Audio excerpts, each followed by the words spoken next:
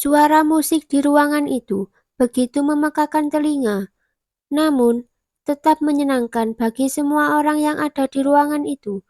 Warna-warni lampu menyorot tubuh-tubuh yang menari di tengah ruangan sana. Bau alkohol begitu menyengat.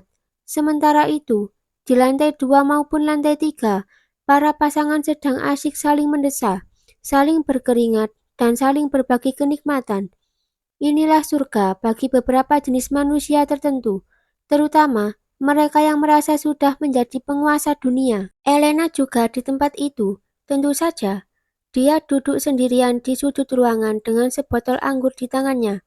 Toleransi alkoholnya sangat tinggi. Dia sudah minum beberapa gelas, namun sama sekali tak kehilangan kesadarannya. Bahkan untuk sekedar merasa pusing, Elena menatap sekitar. Dia melihat semua kebebasan di sana. Sebenarnya tak perlu menuju lantai 2 ataupun lantai 3 untuk melepas hasrat sebagai dua orang berlainan jenis. Duduk di ruangan ini pun sepertinya mereka bisa menuntaskan hasratnya. Elena bisa melihat banyak pasangan yang duduk di sofa panjang di sana, di mana para lelaki sama sekali tak sungkan meremas payudara masing-masing wanita yang duduk di pangkuan mereka. Bahkan, Elena melihat beberapa di antara lelaki itu juga sama sekali tidak ragu untuk menyentuh area bawah itu, area paling sensitif, membuat para wanita yang duduk di pangkuan mereka semakin mendesah. Elena menarik napas panjang. Sebetulnya, dia datang ke tempat itu karena terlalu lelah dengan pekerjaannya dan butuh waktu untuk bersenang-senang dengan beberapa gelas anggur. Ya, hanya dengan beberapa gelas anggur. Jangan berpikir bahwa dia adalah salah satu pelacur di bar itu. Dia sama sekali tidak pernah berurusan dengan satu lelaki pun di sana, atau juga lelaki di tempat lain. Elena bersandar di sandaran kursinya, sebelum kemudian menyadari bahwa seseorang kini menghampirinya. Dia kembali menegakkan kepala, menatap gadis bertubuh seksi yang mendekatinya. Sebut saja dia dengan nama Nela, salah satu teman Elena yang juga merupakan salah satu pegawai di kantornya. Sayang, Nela juga merupakan salah satu pelacur di bar itu. Jadi, kau masih belum berani menemui dokter hingga sekarang? Elena menggeleng sebagai jawaban. Dia menghela napas pasrah. Aku masih memakai dildo hingga sekarang. Nela ikut menghela napas mendengar respon Elena. Dia benar-benar tak habis pikir. Kenapa kau tidak membayar orang saja untuk jadi gigolamu? Atau mungkin lebih baik kau menikah? Kau pasti tahu bahwa hiperseks bisa merusakmu jika dibiarkan begitu saja. Apa yang dikatakan temannya memang benar. Dia maniak seks, namun sama sekali tidak pernah berhubungan dengan lelaki manapun, hanya mengandalkan alat-alat bantu seks untuk memenuhi hasratnya. Dia tidak pernah berani untuk berhubungan dengan sembarang lelaki, terlalu takut terkena HIV. Tak ada yang bisa menjamin para lelaki itu tidak akan menularkan penyakit kelamin padanya. Dia juga tidak mau menikah hingga sekarang. Menikah dianggapnya terlalu mengikat. Sudah berkali-kali Nela menasihatinya untuk pergi ke dokter agar hiperseksnya bisa ditangani.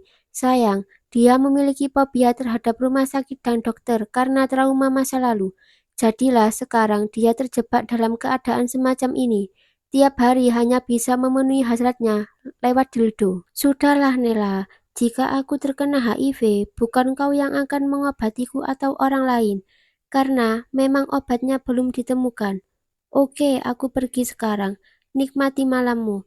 Dan tanpa menunggu respon dari Nela, dia pun pergi dari tempat itu.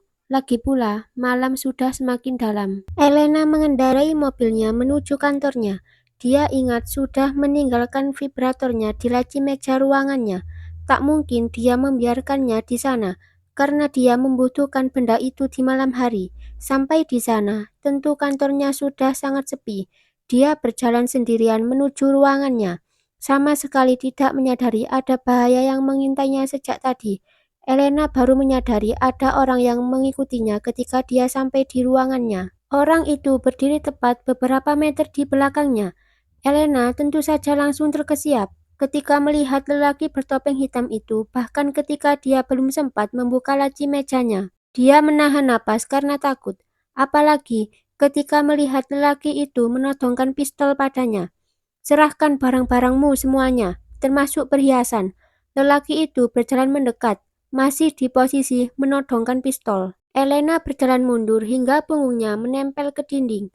Dia berusaha menenangkan diri ketika mulut pistol itu sudah menempel di lehernya. Dia menatap sejenak lelaki itu dengan seksama. Dia meneguk ludah, entah apa yang dia pikirkan sekarang.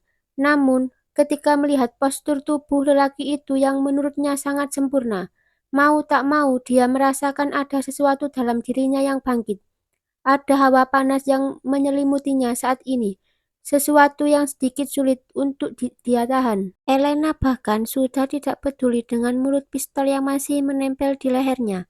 Dia menatap mata lelaki itu dengan sangat dalam, bahkan mata coklat itu seakan terasa menghipnotisnya. Sesuatu terlintas di pikirannya untuk melumpuhkan lelaki ini sekaligus untuk memenuhi sesuatu dalam dirinya yang serasa tak bisa ditahan lagi. Aku bisa memberikan apapun yang kau inginkan malam ini, uang ataupun perhiasan, asal kau tahu saja, aku bukan pegawai di kantor ini, melainkan pemilik kantor ini sendiri, pemilik perusahaan ini. Kuharap kau menyadari bahwa ada banyak CCTV di kantor ini yang mungkin bisa menjadi bukti bagiku. Dan asal kau tahu saja, untuk menangkap perampok sepertimu adalah sesuatu yang terlalu mudah bagiku. Elena mengangkat dagu, mulai berani menentang lelaki itu, dan dia tersenyum puas ketika menyadari bahwa lelaki itu terlihat seperti mulai khawatir dengan apa yang dia katakan tadi. Kenapa kau diam saja? Lanjutkan saja aksimu. Kalau boleh mengancamku balik, seperti yang kukatakan tadi, aku bisa memberikan apapun yang kau inginkan malam ini. Hanya saja dengan satu syarat yang harus kau penuhi juga. Lelaki itu langsung menatap Elena dengan tatapan serius. Bahkan, dia menurunkan pistol itu dari leher Elena. Meski tanpa berkata-kata, Elena sangat yakin bahwa lelaki ini ingin mendengar apa satu syaratnya. Apa syaratnya? Lelaki itu akhirnya bertanya. Elena tersenyum puas. Apa kau pernah bercinta sebelumnya?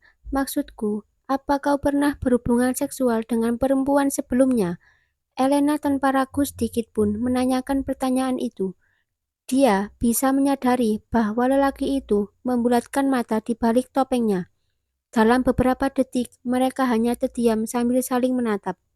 Sampai kemudian, Elena melihat kegelengan kepala dari lelaki itu.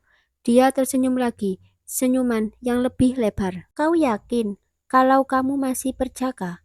Ya, lelaki itu menjawab dengan cepat. Berapa umurmu? 30 tahun. Elena mengangkat alis. Hanya selisih 2 tahun lebih tua dari umurnya sekarang. Kali ini, dia berani berjalan mendekat pada lelaki itu. Tangannya lantas terangkat dan melepaskan topeng hitam dari wajah lelaki itu. Dia langsung terkesiap dan meneguk ludah begitu melihat wajahnya. Dari mulai postur tubuh, rambut pirang yang panjang dan halus seperti rambut peri, seperti yang sering dia lihat di film fantasi Hollywood. Bahkan, hingga wajahnya mengingatkan Elena pada salah satu karakter peri bernama Legolas Mahakarya Tolkien, tampan. Bercintalah denganku malam ini, sekarang juga. Setelah itu, aku akan memberikan semua yang kau minta.